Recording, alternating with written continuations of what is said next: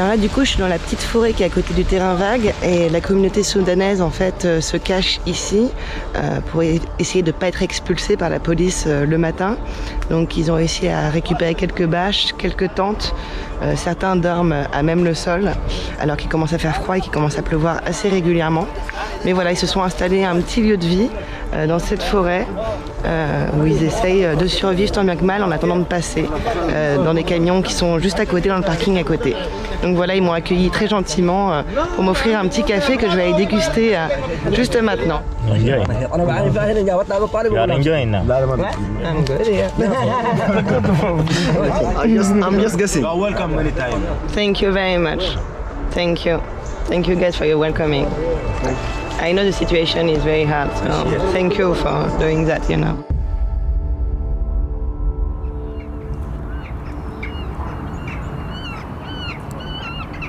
Actuellement, je me trouve à Calais, dans le nord de la France, où il y a un véritable drame humain qui se déroule depuis des années, qui fait que s'amplifier. En fait, il y a des milliers de réfugiés qui tentent de rejoindre les côtes anglaises chaque mois, illégalement. Ces réfugiés, pour la plupart d'entre eux, ils ont quitté des pays en guerre où ils étaient en danger de mort. Ils ont traversé toute l'Europe. Et là, ils sont complètement coincés à Calais parce que ni la France ni la Grande-Bretagne ne veulent les accueillir. Ils se retrouvent ici en train d'errer, sans solution. Ils sont dans des camps insalubres où il y a des hommes, des femmes, des enfants, des familles qui dorment à même le sol, dans la boue. Parfois, ils n'ont plus de tente. La police évacue les camps quasiment tous les jours. Et donc, ces personnes, ils sont obligés de prendre des risques énormes pour pouvoir rejoindre l'Angleterre. Et ces grillages, ces barbelés que vous voyez, il y en a des kilomètres et des kilomètres partout dans la ville de Calais pour empêcher les exilés, les sans-papiers de traverser, d'essayer d'attraper un camion pour partir illégalement en Grande-Bretagne. Ça donne un air de ville fortifiée assez étrange.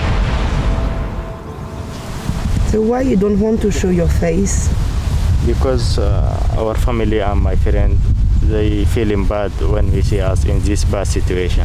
If my mom sees this video, she don't know how I live here in this bad situation. If she see me, we will cry. I don't know what happened to her if she die. Where are you from? For how long have you been here? I am from Sudan. I am stay here about 2 months. Remember, we are humans. Take us go to our dream. We need bed. We need one day sleeping in the bed. Before 5 years, I have a bed.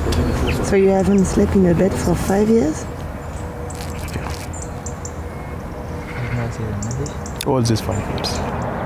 Ceux qui n'ont pas d'argent, en fait, tentent leur chance en agrippant un camion, comme les camions qu'il y a derrière moi. C'est un parking où beaucoup de sans-papiers tentent leur chance tous les soirs. Et donc ces camions, ils partent en Angleterre, ils se mettent soit sur un bateau, soit ils traversent par le tunnel sous la Manche. Il y a un drame qui s'est déroulé il y a quelques jours. Il y a un jeune Soudanais de 20 ans qui s'appelait Yasser, qui est décédé, qui s'est fait écraser par un camion en essayant de l'agripper. Et là, on voit que la police commence déjà à tourner autour du terrain vague. On va voir un peu comment ça se passe la nuit.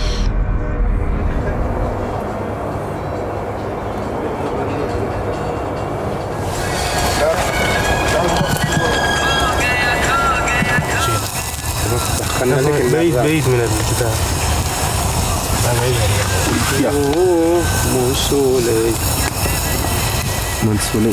Alors là, je suis avec un groupe d'exilés soudanais qui habitent donc dans cette forêt à côté du parking. Et là, ils sont en train de faire à manger. Ils ont une petite recette avec des oignons, de la sauce tomate, du thon. Et voilà, ils cuisinent avec un peu les moyens du bord pour se nourrir le soir avant de tenter sa chance.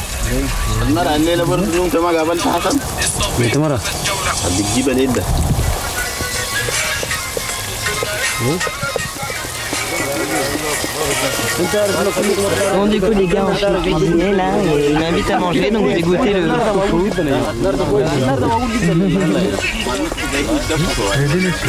C'est bon? This is our home actually, so we are sorry to have you here with us. You don't have a nice place to, to welcome you, and like you see the way you sit, it's not comfortable, and we are really not happy also as well. But this is all we have, and this is all we can can do for you like now. Thank you for welcoming me. I mean, thank you very much. We are also happy that you are being with us. We actually need people like you that to be brave and to be close to us when we talk. I think every problem, so by talking, so we can find the solution. So if they talk to us, we can talk to them, and they will understand who we are. And yeah, I think so. Life is like, I think we are all the same, you know. Oh, as you see, this is our life here in Cali. It's too much cold in the night. We search for better life. We search for our family there in England. Tu veux rejoindre ta femme, c'est ça? Oui, c'est ça. Ça fait 4 ans que je n'ai pas vu. Et ça fait combien de temps que tu es à Calais? 4 mois. Life here is very difficult, as you see. And the people and police here, they're thinking we come to make some trouble, do some dégueulasse, for example, like this. But we just come as a station to go other side to meet our families. And why you don't have tent? Because police every day come and take it. Why? You ask them. I don't know why. Bon bah il est bientôt minuit. Les gars vont aller se coucher un peu pour se reposer et ils vont tenter leur chance avec les camions vers 5h du matin.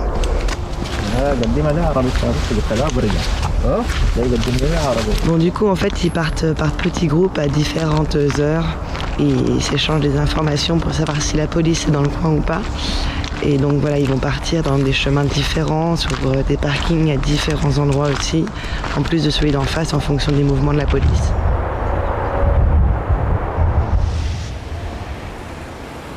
Allez, on se rend à l'église Saint-Pierre où il y a 3 personnes qui observent une grève de la faim, dont un prêtre jésuite, pour dénoncer les traitements qui sont infligés aux exilés.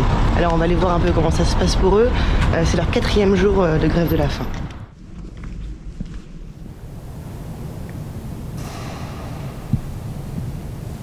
Je trouve ça étrange de mettre en place des arrêtés anti-distribution qui font que même des Calaisiens hors association, même des Calaisiens qui aimeraient donner de la nourriture à des personnes exilées n'ont pas le droit. Et si elles le font, elles ont une amende. Où va la solidarité en fait? C'est quoi ce pays quoi? Anaïs Ludovic et moi-même, on entame une grève de la faim ici. Sur le terrain, la politique vis-à-vis des migrants se durcit. Le harcèlement s'amplifie. La volonté de ne leur laisser aucun répit prend des dimensions qu'elle n'avait pas jusqu'ici. D'où, nous, notre volonté de dire ça suffit. Voilà, on n'en peut plus de supporter ça parce qu'effectivement, c'est en France en 2021 que ça se passe et on en finirait presque à s'habituer à ce qui est bien quelque chose d'inadmissible, d'intolérable et qui est une véritable horreur. Les gens étaient un peu paralysés devant les discours d'un Zemmour, d'une Marine Le Pen et devant tout ce qui se passe ici à Calais. Et puis il fallait le déclic pour que ça réagisse. Bon voilà, ici c'est le déclic. Pourquoi je mettrais les réfugiés à l'abri et mes SDF doivent laisser dehors? Attendez, moi j'ai travaillé pendant 35 ans avec les SDF avant d'arriver ici. Donc je les ai eus chez moi comme j'ai des exilés chez moi maintenant. Mais il faut original entre nous. Oui, c'est ça, mais je veux dire, pour moi je n'oppose pas les uns et les autres. Dans tous les cas, il y a quelque chose qui ne marche pas. Donc on leur enlève les tentes, ils sont obligés de coucher par terre, sous la pluie, dans le froid, dans l'humidité, etc. La salle va être ouverte là, pour cet hiver, la salle du commerce? Oui, alors dans quelles conditions? Au moment où il y a le gel, c'est-à-dire quand il y a le plan grand froid seulement. Mais ici à Calais, je veux dire, vivre dehors, avec la pluie quand ça tombe, etc., c'est incroyable. On a un État qui parle d'accueil, mais qui pratique pas l'accueil. Vous allez à Paul Gauguin en 41, il y a 6 appartements, c'est des réfugiés. C'est des Nord-Africains ou il y a même des Afghans qui sont dedans. Donc la conversation que vous venez d'entendre entre le prêtre Philippe et ses paroissiens, là, elle est très symbolique et elle est très récurrente. En fait, il y a une grosse division au sein de la population de Calais. Il y a une partie de la population qui est pour l'accueil des réfugiés, l'autre qui est complètement contre. Et d'ailleurs, le prêtre Philippe a reçu des menaces sur son téléphone portable.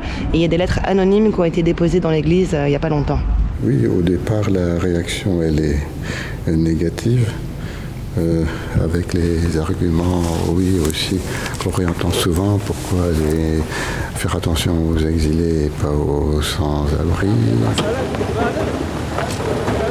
Alors on vient de m'annoncer que le camp où les Soudanais est en train d'être évacué par la police. Alors je vais aller voir un petit peu ce qui se passe. Comme d'habitude, ils ne laissent pas les journalistes rentrer pour filmer et documenter ce qui s'y passe pendant l'évacuation. Are you okay? Yeah, good. You took your stuff? Yeah. Yes? It's okay? How about you? It's okay, I slept well. Bon, la police vient juste de partir et juste à ce moment-là, il commence à pleuvoir. Donc les exilés là vont revenir dans leur petite forêt pour réinstaller leur campement comme ils peuvent. Voilà, c'est comme ça quasiment tous les jours.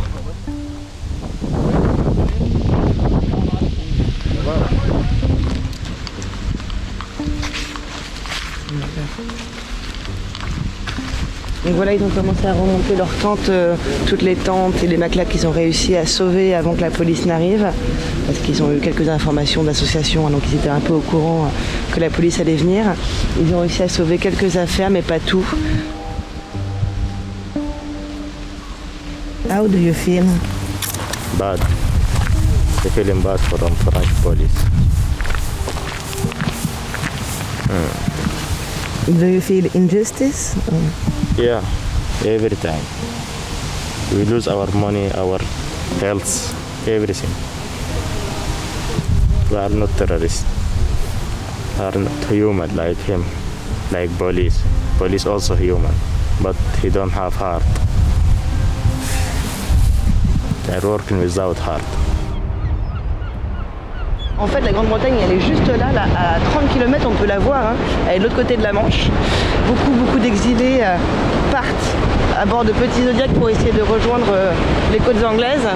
Donc ces bateaux, ils sont affrétés par des passeurs. La place, elle coûte entre 2 et 3 000 euros, donc c'est beaucoup d'argent. Alors il y a beaucoup d'échecs, hein. Il y a beaucoup de Zodiacs qui s'échouent à quelques centaines de mètres de là. Et il y a aussi beaucoup d'interventions policières, hein. Donc beaucoup se font attraper par la police et ramenés sur les côtes françaises. Tonight I will do my chance by boat on the beach. I hope to go to UK. I hope to police from France leave us go. Donc ce jeune homme de 25 ans va essayer ce soir de passer par la mer. Ça fait plusieurs mois qu'il essaye de passer avec les camions, de monter à bord d'un camion sans succès. Et là il a réussi à prendre contact avec un passeur qui lui a donné rendez-vous ce soir. Donc là il va faire son sac, il n'a pas le droit de prendre grand chose, il a le droit d'un tout petit sac avec quelques affaires et il va partir.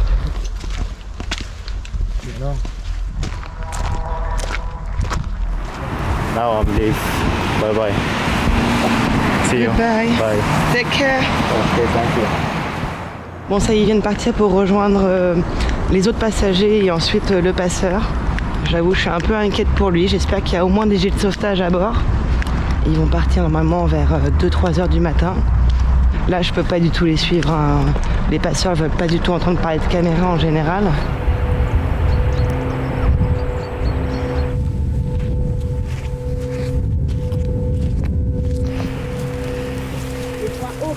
Alors là, j'ai rejoint les membres de l'association Utopia 56 qui font des maraudes sur la plage pour voir s'il n'y a pas des réfugiés qui auraient besoin d'aide, qui auraient potentiellement fait naufrage ou qui n'auraient pas réussi à monter à bord des bateaux. Je vais les suivre ce soir pour voir un peu comment ça se passe. Donc là, en soi, on voit pas grand-chose, non? L'idée, on peut voir qu'il y a des pics quand même. Okay. Il est à peu près 5 heures du matin.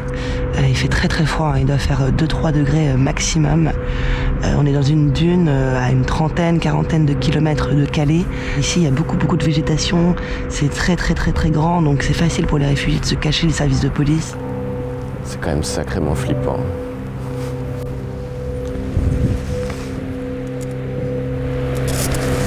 Qu'est-ce que ça pourrait être ce point rouge? Bon, ça peut être des personnes qui vont tenter de rejoindre l'Angleterre, quoi. Ouais. On peut pas intervenir, là, il fait trop nuit. Ouais.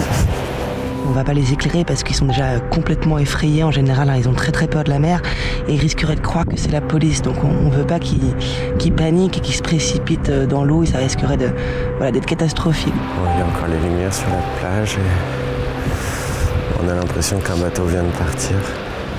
Donc j'ai reçu un message de Mohamed, hein, le jeune Soudanais de 25 ans qui devait passer cette nuit par bateau J'avais un petit peu espoir de le retrouver ici, je vous avoue. Mais malheureusement, il m'a envoyé un message comme quoi il s'était fait planter par le passeur. Donc lui et les passagers sont toujours en attente dans un coin de la ville. Mais a priori, lui, il va pas passer ce soir. Hein. Ça va pas être possible.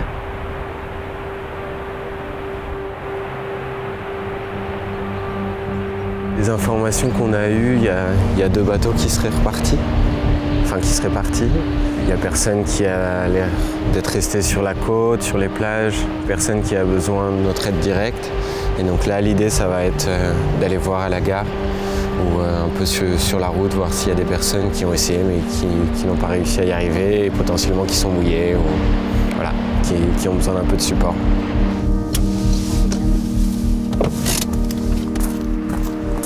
Salam. It was a problem in motor. It was a problem in tent. It wasn't working. And really, tonight we didn't sleep. And it's really, super cold. It's very and the wood so very cold. And we didn't go to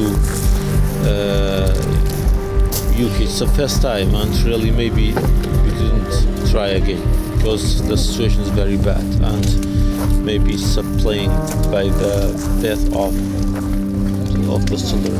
Alors là, on vient juste de croiser une famille irakienne, hein, ils sont une petite dizaine. Il y a des enfants en bas âge. Je pense qu'il y en a, ils n'ont pas plus de 6 ans. Hein. Ils ont essayé de passer cette nuit, mais leur moteur est tombé en panne. Du coup, ils ont dépensé tout leur argent, ils n'ont plus rien. Et ils sont frigorifiés. So first we can give you the little materials that we have. So we have little socks or food or water. And after, for the shelter, you will have to see that in Dunkirk. You know, every day in Dunkirk they come with the bus. Okay. But here we cannot do anything, they will not come here. Et malheureusement, nous, on a très peu de pouvoir, quoi. Là, ils souhaiteraient être réorientés par exemple vers des centres d'hébergement. Donc ils sont prêts à aller dans des centres d'hébergement, mais malheureusement les bus passent trop tôt. Donc ils ne pourront pas y accéder avant demain. Et donc là, dans les faits, on n'a aucune solution à proposer à tous ces jeunes et tous ces adultes, quoi. Ils attendent un bateau. Ils attendent un bateau ? Ah ouais.